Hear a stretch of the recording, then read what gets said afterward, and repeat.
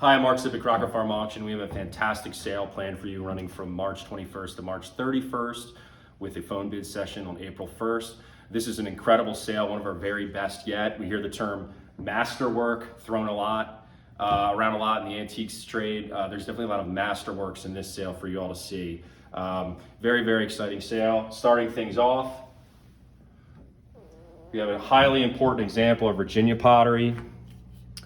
You can see it's a ring bottle, but not only is it a ring bottle, the potter has ingeniously crafted it with two separate wheel-thrown spouts that he's applied here, with a chamber running down the center of the bottle. And so this could be served with two different liquids. It's almost like a Gemmel jug. It could have whiskey and rum in it, or water and another beverage in the other half.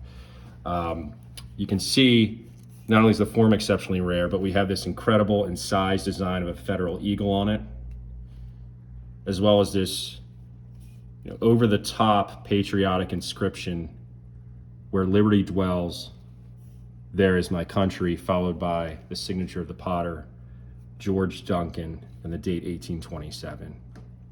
George Duncan is a documented Loudoun County potter. That's where this was made. Loudoun County stoneware is exceptionally rare. This and another jar signed by a member of the Gardner family, I believe, are the only two signed examples of stoneware from Loudoun County. So we're combining an extremely rare form with an extremely rare decorative motif, one of a few incised eagles from the state of Virginia known, with an exceptionally rare maker and origin. On the reverse, we have another patriotic inscription, "Peace, Plenty, and Independence," which is a terminology you can actually, a slogan you can see on a lot of Liverpool pictures from England of the period. So this may have been inspired by that sort of slogan that you would see on finer ceramics. Enoch Dove, the owner's name, is incised here. Amy Birch, the researcher, one of the experts on Loudoun County pottery, has discovered him to be a man living somewhere on the outskirts of Alexandria during the 1820s. The decoration is highly distinctive. This is kind of a Rosetta Stone piece for pieces made by Duncan. You can see this vining, this unusual triple petaled tulip motif. We have these four-petaled floral or filfat motifs. This star design, which is very popular further south. You see these related designs down in Timberville, Virginia, from the John Ziegler pottery. But this motif, if you see this motif anywhere again, you can bet on it being a Loudoun County piece. And this was used to actually attribute an exceptional picture that we sold recently that was unmarked. A highly important piece, possibly the best example of Virginia pottery we've ever offered. Really, superlatives don't do it justice, and so we're very excited to offer in this sale.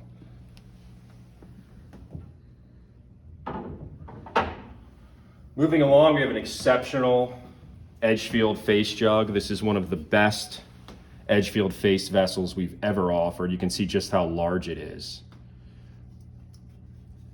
This is about the size of a standardly produced 1-gallon jug. Unusual, what appears to be an intentional slash mark here at the shoulder. Great face, very finely modeled features. The potter who decorated this obviously was familiar with this form, with this style of pottery, and had made several other examples before. Very crisply done details you can see here. Two deeply carved nostrils. The kaolin eyes are dotted with alkaline glaze, and you can see they actually move within their pupils.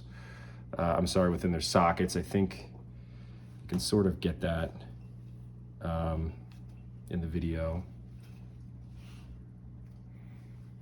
Typical Edgefield ears with the applied piece at the center. And check out the teeth. This is one of the things that makes this piece really exceptional, is the incised teeth done in a sawtooth pattern, which possibly relates to African art and African traditions of teeth sharpening. But the standouts of this piece are the size, the condition's fabulous, the excellent modeling, the free moving eyes, the way the teeth are done. There's lots of aspects of this jug that make it among the best we've sold, and we've sold a decent number of these over the years. This is a very exciting recent discovery from the Midwestern US. And real quick, I'm gonna show this. This is actually residue from the interior, sand and soil that will be included with this lot that was found inside the jug. Testing face vessels has become a thing now, and whoever buys this jug could test this and maybe determine where this powder came from and what maybe the jug's use was. We have another Edgefield face vessel, and this really shows off, really displays the differences. You can see just how different these features are. That they're of the same general style, but we get these differences, these different potters creating the human face in different ways. This is a harvest jug or monkey jug form with a spout in the reverse. Very desirable form. These are produced in much smaller numbers than a standard size jug, but this is a more stylized face, and we have these big flattened lips here. The modeling on the face, it's heavily manipulated. You can see where the potter's depressed and pushed on this thing, almost like a George Orr pot. And what's different about this is the glaze applied to the eyes and the teeth. You don't usually see that on Edgefield face vessels. Are usually left unglazed, as on this example, but sometimes you will see glaze applied here. Very expressive face. This was found under a barn in the Columbia area of South Carolina, and that was sometime during the early 20th century, but since that time it was actually used as a doorstop. So you can see how, again, masterworks can be repurposed and newly discovered, and that's one of the great things about utilitarian pottery. A lot of times it's literally underfoot and then brought to light decades later. This is another highly important piece in this sale. Second or third quarter 18th century Crolius family flask. This relates to the iconic William Crolius inkstand that you can see at the Metropolitan Museum of Art. It's actually signed. You can see the similar stamping here going around the floral motif, and the stamping here and the stamping around the base. These are treatments that you'll also see on that great William Crolius heart-shaped inkstand at the Met, which back in the early 90s actually set a record for American stoneware. We have this tooling here at the shoulder. Very, very early piece. Related shards to this design were uncovered at the African Burial Ground in Manhattan, where these early Manhattan pottery sites were. This is a highly important piece because of its age. It's a fantastic piece due to its form. It's a flask form. It has great incised decoration. So all these things make it a special piece, but what really makes this important is that this is one of the few surviving incised pieces from an exceptionally early time period. This is kind of the formative years of stoneware production in America. It's a very, very special piece. You can see that classic wire lines when it was cut off the wheel. Highly important piece. Moving along, we have a great Morgantown, West Virginia jug. This might be a sort of Penn's Treaty with the Indians type motif. We have an Indian chief or a medicine man, obviously older, depicted with this bent back, holding a staff. Of course, we have the headdress there, and this woman greeting him. Interesting dotted, almost like drape and tassel motif above, and a flower flanking the capacity mark, which is a beautiful touch. You'll see this on other Morgantown pieces, whereas a lot of potters would decorate a piece on the front. they would decorate a piece on the side, so you have it showcased nicely with the silhouette of the handle. This was in the McClay collection, and very early collection that sold in the 1930s at Park Bernay Galleries in New York City. He was a financier and a horse enthusiast, a very early collector of American folk art, and this piece piqued his fancy. To have a piece with this kind of provenance dating all the way back to the 30s, including the inclusion of this jug as a painting for the Works Progress Administration, now at the collection of the National Gallery of Art, makes this a really special piece. It stands on its own, but to have that kind of provenance and history to it is very interesting. A fantastic miniature jug. This is one of the best miniatures that I've seen from Western Pennsylvania. It does have a restored handle here, but it is potted just like its larger counterparts you would see in 1 to 3 or 4 gallons in size. The decoration is unusual in that it's vertically oriented and it's profuse. Classic vining with tulips at the end, like you'd see on larger pieces of Western Pennsylvania stoneware. But again, the size is remarkable.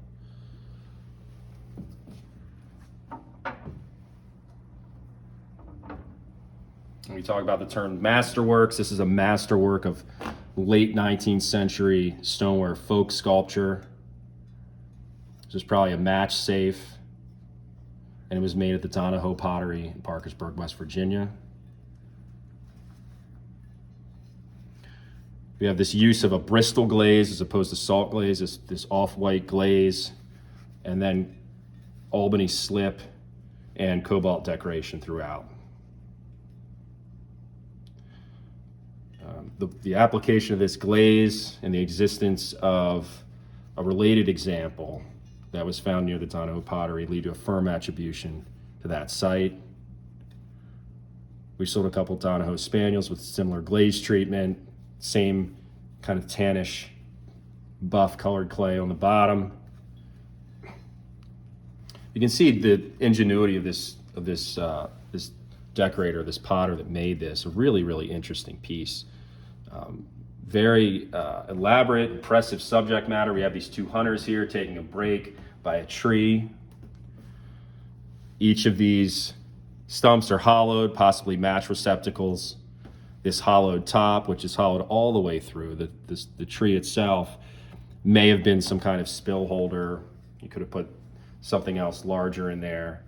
But this man is resting here with his gun. This man doesn't have a gun, just kind of sitting there, and they have nice buttons on their coats, 2 different hats. The one has this broad-brimmed hat. The other has this almost like a little derby type hat. Both of them have their feet proudly placed on these fallen stumps. There's what appears to be a pig at the base, which is really great. It looks kind of like a little dog, but it definitely looks more like a pig. And then their prey here, their catch, their big catch for the day, this molded stag motif. And this, you can see right here, is definitely molded. It has this detail to the body, and it's flattened on the back, and it's actually been applied to one of the sawed limbs. Just a really beautiful piece in size, subject matter, glaze, the whole 9 yards. This is one of the best examples of central Pennsylvania stoneware we've sold. Again, another masterwork. It's a batter pail featuring Calvin Wilcox's iconic Man in the Moon design. When we think of famous American stoneware designs, the Man in the Moon is up there. We think of Norton Deer. We think of Morgantown People jars. One of the designs we think of when we think of really distinctive motifs is the Calvin Wilcox Man in the Moon design. We have the design repeated 3 times around the body, which is exceptionally rare. The maker's mark, circa 1865 on the reverse, Calvin Wilcox, Harrisburg, PA. And the form, highly desirable and distinctive of the region. You do find some from New York State and occasionally other regions, but this is primarily a form that you see produced in central Pennsylvania, and Cowden was famous for producing these spouted, what they call batter pail, presumably for pouring batter. They all have a wood and wire bale handle. Sometimes you'll find them like this example with tin covers. This motif, not only is it repeated 3 times around the body, but you also see it revealing 3 different facial expressions. So this larger face on the back, he's kind of satisfied, confident, but straight-faced. This figure here, you can see, is actually smiling. He's got that little uptick to his mouth. He's wide-eyed, bright-eyed. He's happy. And this character, you can see, is angry. He's got kind of a slight frown and this downward kind of pinched eye expression. And so we have a piece that's exceptional in form, has a desirable maker, has a very highly prized design, repeated 3 times around it, done with different expressions, just a true masterwork from that region. Very, very rich region in stoneware production. We also have a very nice, this is a presentation picture from Central PA, and this might be from the site pottery. It's somewhere, I've definitely seen this design from Williamsport Potters. Very unusual though to have a picture of this size and with an inscription from that region. And it's not that many presentation pieces at all known from Central PA. We have a nice selection of other pottery, including this rare Wiskman and Wilbur, Newberry, South Carolina, alkaline glazed jar that was made by J.P. Bodie. This pottery Kirksey's Crossroads, Edgefield District, South Carolina. Moving along, this video might take a long time. We have so much to cover.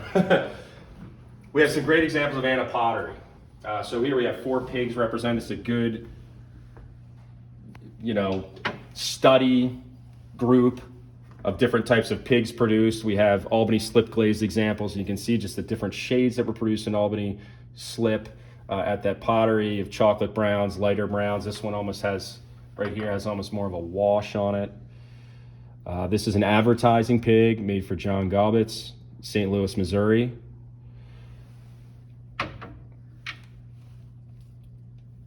Really nice and sized map on the reverse, as you typically see on Anna pottery pigs.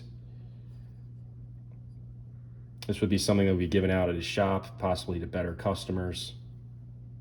Of course, the classic, spout in the rear. This example with the wash, the lighter Albany slip,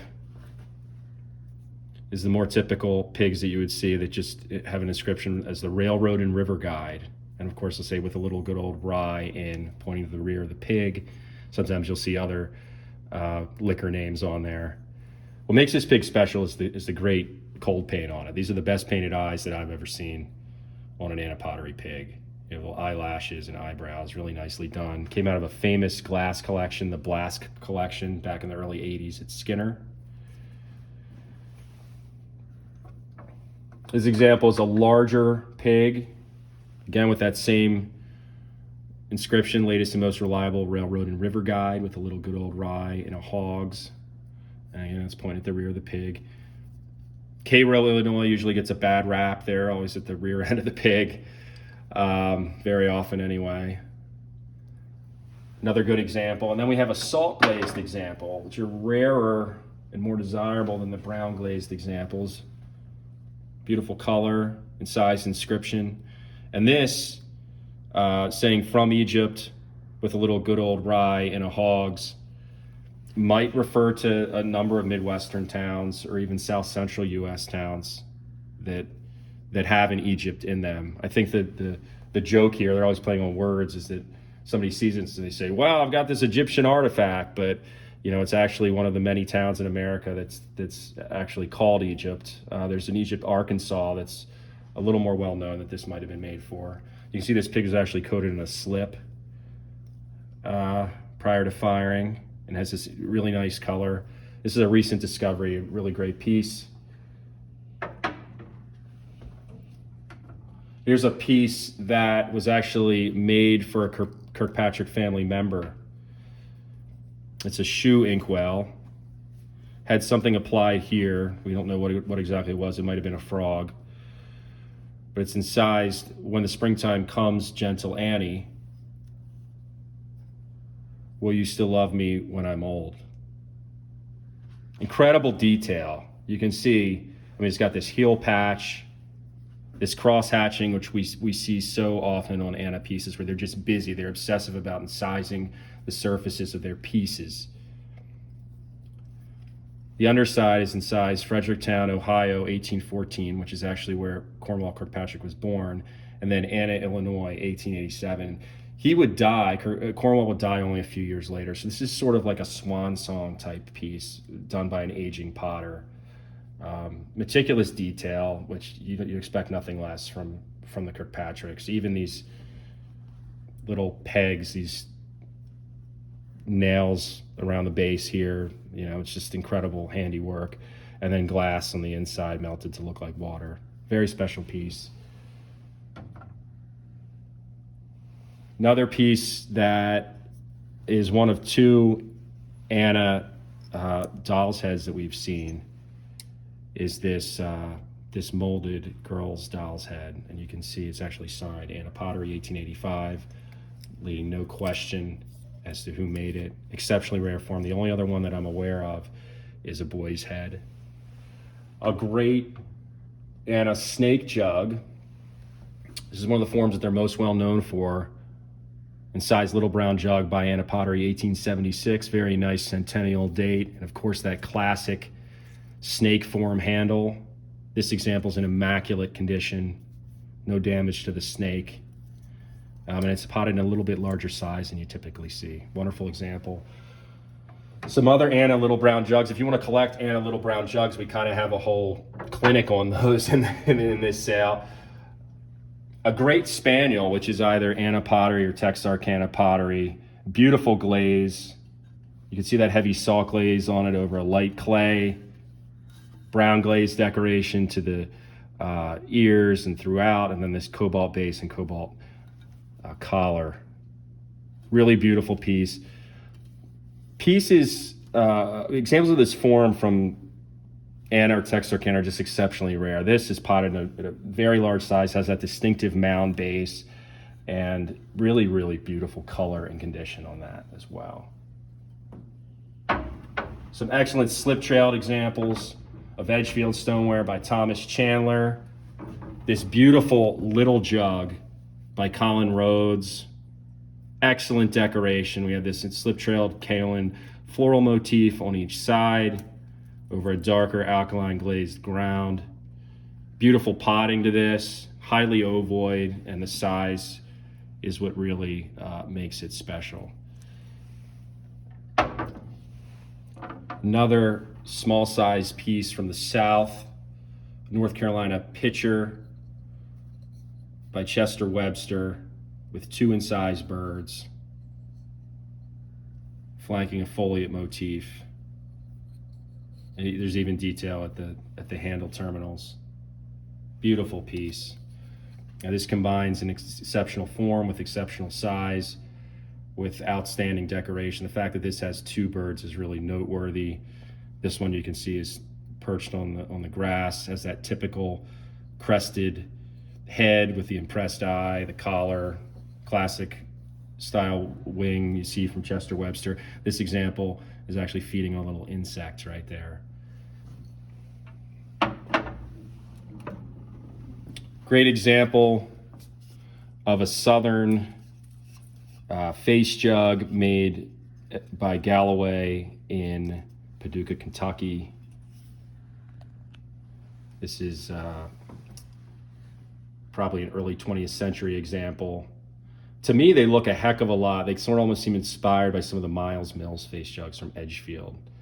You can see this bold, crisp, stylized modeling on it, these large eyes with incised eyebrows, this Roman nose, Again, this potter was obviously not just a good potter, he's a skilled modeler. Handlebar mustache, and of course the open mouth with the bared teeth, which really is reminiscent of the Edgefield style. Scrolled ears, and then this great incised hair coming back, this applied kind of bun of clay forming hair on the reverse. Galloway's face jugs are very rare. We actually sold a signed one not too long ago, but there's not many of them out there. And as folk art objects, they're incredible. They're highly expressive. And just another example of the southern manufacture of this form. 3 other great North Carolina pieces. I realize we haven't gotten through the first case yet, but there's a lot of important stuff to cover in this sale. We have a Solomon Loy pitcher. This is one of the best examples of Solomon Loy stoneware we've ever offered. This is the only pitcher that we have offered bearing his maker's mark. You can see not only does it have that big, bold maker's mark, S-Loy brushed over in cobalt slip, but you have this heavy application of salt. And that is one of the hallmarks of his best work, is this use of a salt glaze as a decorative glaze. When we see salty stoneware up north, it's considered a knock on the piece, but salt glaze used on pieces like this, it's actually a decorative treatment where it has these beautiful runs, and you get these different colors, of green and almost blue and kind of very, very light coloration. I've seen some that almost look a little goldish in their salt runs. So beautiful piece. You can see it's thinly thrown. He was a delicate potter who was proficient at both redware and stoneware. To find a picture by him is exceptionally rare, and we're very excited to offer that in this sale. Here's an earlier Webster family piece, Edward Webster jug, exceptionally rare. One of, I believe, less than 10 known. The glaze on it is an iron dip that you'd see associated with Northeastern stoneware, Charlestown, Boston stoneware, and that's related to their Hartford training. This example is actually made in North Carolina. Even the form, I mean, you look at this classic form, this looks very Manhattanish.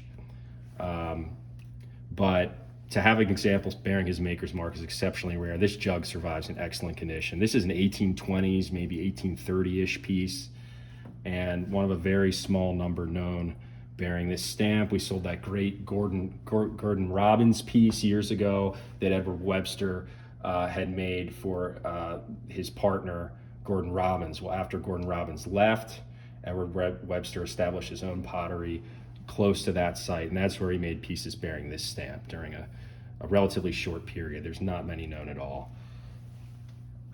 Another Chester Webster piece. It's a great example that includes its original lid. But the special thing about this is it's incised fish. You can see that classic toothy incised fish with the heavy scaling. This is we think of Southern pottery, this is one of the iconic images of Southern stoneware, is this fish, this Chester Webster fish motif. And then the date, 1877, decorated with foliate devices, and then a bird holding a leaf in its beak. So you're really combining the two decorative motifs that this potter is very well known for. Before he was discovered, nobody knew who he was called the bird and fish potter. And so this is an example that exemplifies why. We have a bird and a fish, which you usually see on separate vessels, not on the same. But to have the date included on the front, it's really just an over-the-top example of incised decoration done by Chester Webster.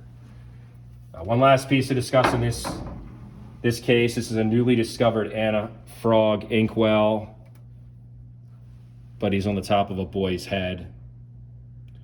Really great piece, and there's a few related examples you'll see where they're done as kind of a mound with incised facial features. To have this actually modeled entirely in the form of a boy's head with incised hair, three-dimensionally with raised cheeks and ears and a nose, makes this really exceptional. You can see it has the incised signature right here, Anna Pottery 1887. Moving along into the next case, We have a great Salem, North Carolina, Moravian fish flask with copper glaze, beautiful size, wonderful condition. This was recently discovered. One of the iconic Southern forms, as I talked about, the Websters being iconic designs with their incised fish and bird motifs. This fish bottle, if you're kind of distilling Southern pottery down to a handful of forms, one of them would be this, the Moravian fish bottle. This is an even rarer bottle produced by the Moravian potters during the early 19th century. You can see it has some damage, but this is a turtle bottle, exceptionally rare. And this example was actually made using a box turtle shell. Very, very cool piece. A very nice North Carolina bowl with a spiraled pattern. Southwest Virginia pitcher, probably by the Buck family. Heavy copper glaze, distinctive yellowish clay, unusual marbling, you just don't see that. A Moravian rundlet, miniature rundlet with copper glaze, scarce form from that area, has the region's distinctive green glaze. As you can see, these bottles have it too. Very nice size. This is a Tennessee Redware bowl. This is the first example of a bowl that we've seen by Christopher Alexander Hahn of Greene County, Tennessee. And it has his distinctive brushed application. He was very heavy-handed with his application of copper slip, and so we have this heavy copper application and his distinctive use of coggling. You see these coggled motifs going around the shoulder. Very, very rare form, like I said, the first we've seen from him. And then another Moravian figural bottle, we have a squirrel. Early 19th century. This one has a Wealden type glaze, based on English pottery. And we have copper and manganese sponge throughout. Another classic form. Some other very nice Southern examples, an H. Fox pitcher from North Carolina. Very tough form to find for this maker, and it has additional embellishments here. Some Welchel pottery that you don't typically see. This is a pitcher, scarce form for that maker, but what's even rarer about it is the form it's potted in. It's got this squat form, almost like a buggy jug. And then we have this beautifully thrown. This is the best thrown piece of Welchel pottery from this period that I've seen. It has these open strap handles, potted in a nice small size, and this very crisply done stencil design of a flower over an alkaline glaze. Beautiful piece. Some other Southern pottery down here, including some Edwin Meddar's roosters that are exceptionally early. You can see these examples have a different attitude. It's more closely related to his mother, Aries' work. Even the signature looks more like an Airy Meddar's signature with just a simple EM. The glaze is very Airy Meddar's-esque. So these are exceptionally early, much earlier than the blue roosters that you typically see from this potter decades later. In this sale, we'll be offering one of the great examples of Alexandria, Virginia stoneware known. This is a BC Milburn cake crock with classic slip trail decoration, and then inscribed at the base, Washington C. Milburn, which is the name of the potter's son. Great form, great decoration, but to have an inscription to the potter's son, or possibly by the potter's son, he was a documented potter at that site, is really remarkable. And you can see that the name's done in script, Washington C, and then we have Milburn in big bold letters here running around the back and side. Just an incredible piece. To have a signed example of Milburn pottery that's also inscribed to a family member is exceedingly rare. The only other piece that I know about is a W. Lewis Milburn pitcher that's much, much later, that I believe was made for the potter's wife. It's undecorated with just the incised name. This is a great example of probably Southern folk art. This was made in the Mid-Atlantic or South. We have this ovoid bank, and of course the finial is forming the head of this figure. It's almost Bellarmine-ish, with a body, this ovoid body is forming the figure's, the human form's body. And then we have this great face of a man with a wheel-thrown hat. These arched handles, you can see, are placed kind of at an angle. So they're essentially forming the figure's arms, pressed kind of proudly or defiantly at his side. And this interesting braided detail, which I assume is forming a sort of a shirt collar for this figure. It's also coated in what I believe to be original black cold paint. This is a unique object in that I haven't really seen any other examples by this specific maker, but he was no doubt a talented potter. Incredible detail to the face. And just a really wonderful form.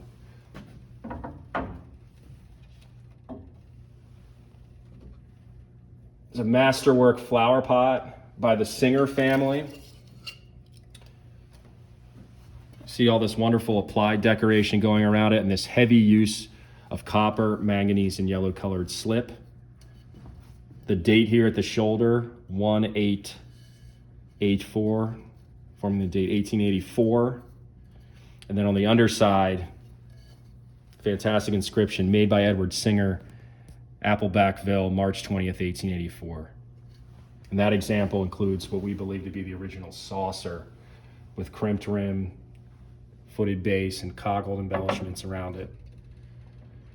Beautiful jar that looks almost like a flower pot. This is probably a jar with elaborate slip decoration. We see copper here at the shoulder, slightly below. Unusual yellow slip, really strong yellow slip on the front and reverse. Crimped rim. Closely related piece to this, I just recently saw at the Barnes Foundation in Philadelphia. This is an unknown potter, but again, somebody who was proficient at both potting and slip decorating. A really beautifully decorated piece. Moving along, we have a very nice example of a piercework sugar bowl. Related examples are at the Philadelphia Museum of Art and at Winter Tour. You can see the potter has actually thrown this piece as a double-walled vessel with about a 1/2 inch to 3/4 inch between the two walls, and then he has delicately carved out pieces. Really, really beautiful, delicate work. Typical of a lot of Pennsylvania German craftsmanship of the period. The lid, you can see, is a masterwork unto itself, double-walled again. And detail, you just imagine how long it would take to cut all this out and not make a mistake. Here's one of the best Philadelphia plates that we've ever offered. The profuse application of this decoration and the use of copper slip as well dates this piece particularly early, possibly late 18th century. It has this wide coggling around the edge that we all also associate with Philadelphia. The condition of this is immaculate. I mean, you find things like this dug in Philadelphia out of privies in pieces. When you do find them intact, they usually have significant damage. This piece is really in wonderful condition for a 200-plus-year-old plate.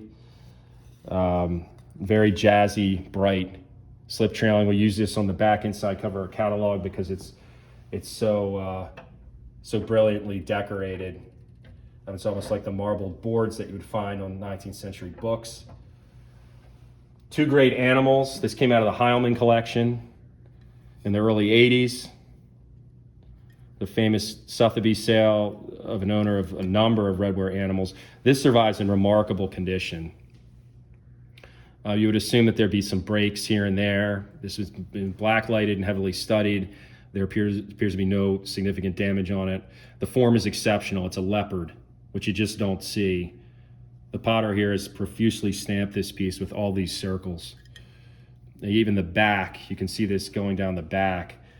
Again, we talk about intricacies and elaborate detail work. This potter has done this repeated design using two different oval stamps. Well, actually one oval stamp and one circular stamp going down the back and all the way down into the tail. Great face. You know, we have this expressive face with these wide, surprised eyes done with impressed circles. Has this black gunmetal glaze. And then the base has very elaborate impressed decorations. I'm not sure if you can get that in the video, but we have not only impressed flowers, but also impressed leaves here. It's a masterwork of Pennsylvania Redware animal sculpture. Really, really wonderful piece. Another great example is this inkstand, and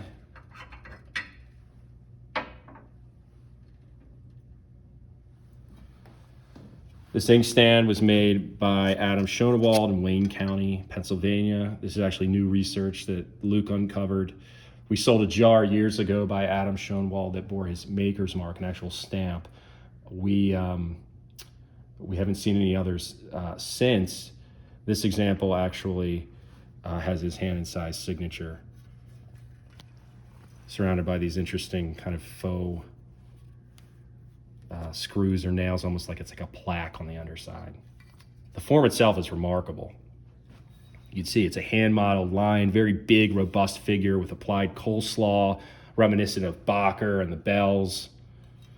This inscription at the base, Solide o Gloria, probably is a loose translation to God be the glory.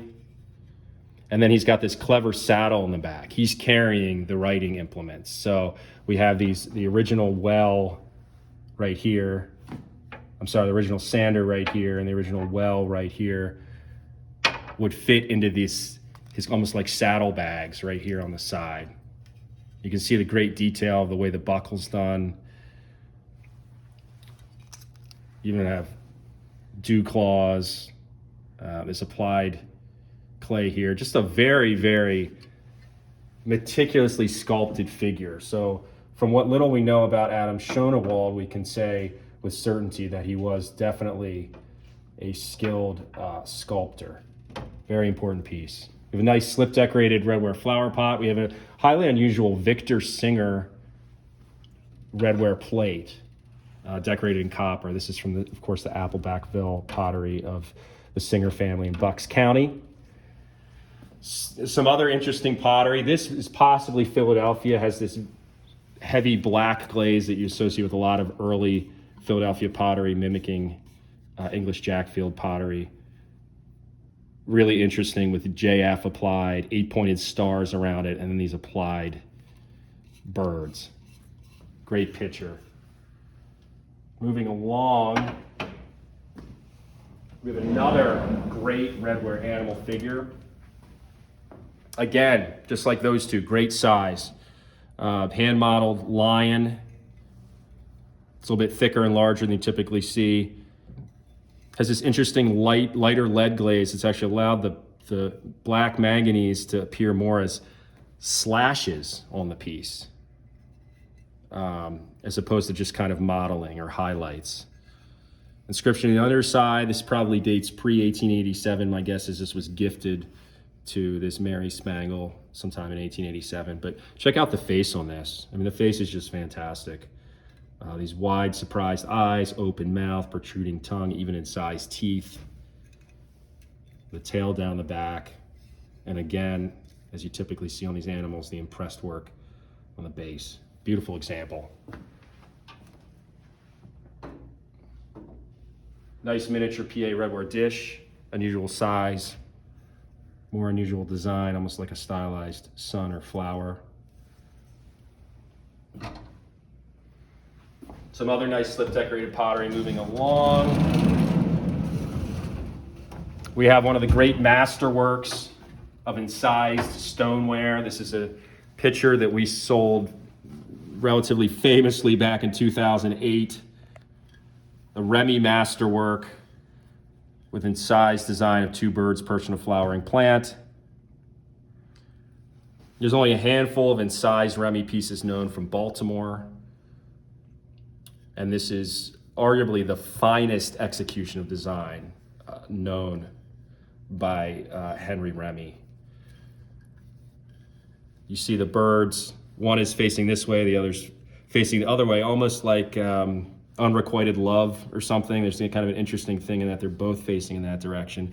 Incised details, this is something that the Remy family is really known for, is this heavy incising you see on the feathering and then also on the leaves. But what makes this piece so special is just the size and the heavy coverage of the design. These scalloped leaves are unusual and they're exceptionally large. The way the design extends around the sides, it's just gushing with incised decoration. This motif, we've actually seen a similar motif on a John Remy III piece from New York, the birthplace and the place where Henry Remy and his son learned the trade before moving to Baltimore. So you see this cool connection back to the New York tradition. Again, with other Remy works, you see just how heavy and deep the incising is. It almost slightly peels off the body of the vessel. It has this three-dimensionality to it. Very, very cool. And again, that heavy incising throughout, so typical of their work. This alternating use of cobalt slip is unusual, but that flower is just fantastic. A really beautiful example of the lengths you can take this craft to, where you can take utilitarian stoneware and turn it into something that's high art. In our opinion, this is an example of high art.